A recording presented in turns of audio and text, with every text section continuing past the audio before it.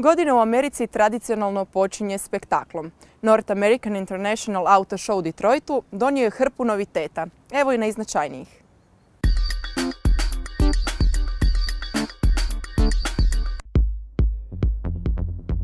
Detroit, ponos američke automobilske industrije, meka za ljubitelja automobila s one strane bare i najveći autodogađaj na početku godine. Glavni grad automobila biti će centar auto svijeta sve do 22. ovog mjeseca. Do tada će više od 700.000 posjetitelja moći uživati u desecima automobilskih noviteta koji dolaze iz čitavog svijeta. Naravno, najbrojniji su oni američki, no i Europljani tradicionalno nastupaju u punom sastavu.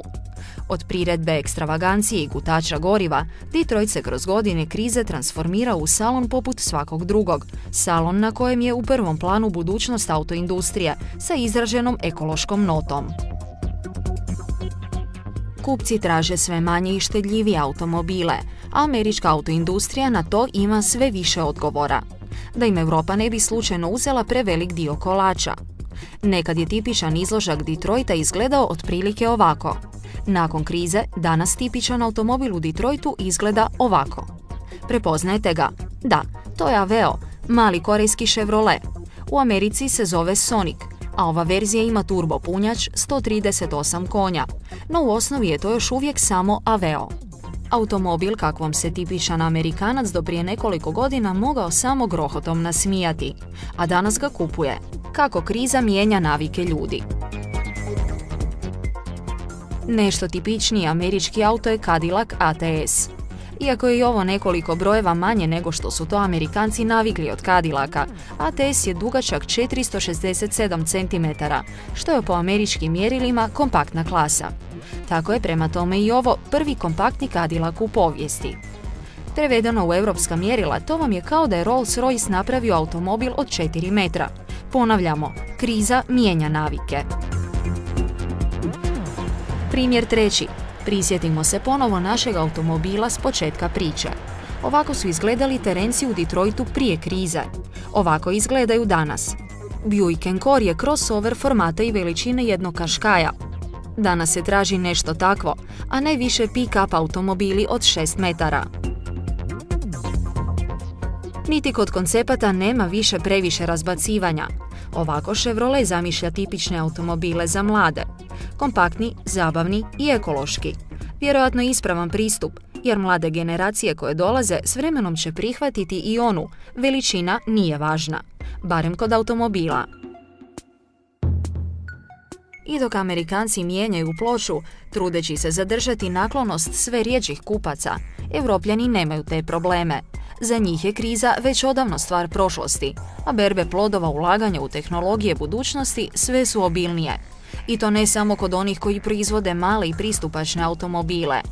Rolls-Royce je tako u Detroitu objavio kako je 2011. bila najuspješnija godina u 107-godišnjoj povijesti marke. Prodano je više od 3500 automobila, čime je srušen rekord iz davne 1978. Britanci već razmišljaju o proširenju pogona, jer nastavili se ovako, uskoro će imati problema zadovoljiti sve narudžbe. A sve jaču ulogu u Americi igra i Volkswagen. Jetta i Passat se prodaju odlično, a Detroit je iskorišten za predstavljanje dva pojačanja. Dizel u Americi jednostavno ne prolazi, pa se i Volkswagen okrenuo hibridima. Jetta hibrid ima 150 benzinskih i 27 električnih konja, te troši 5,2 litre na 100 km. A ova buba troši točno 0 litara. E-Baxter ima 115 konja i s jednim punjenjem baterije može prijeći 180 km.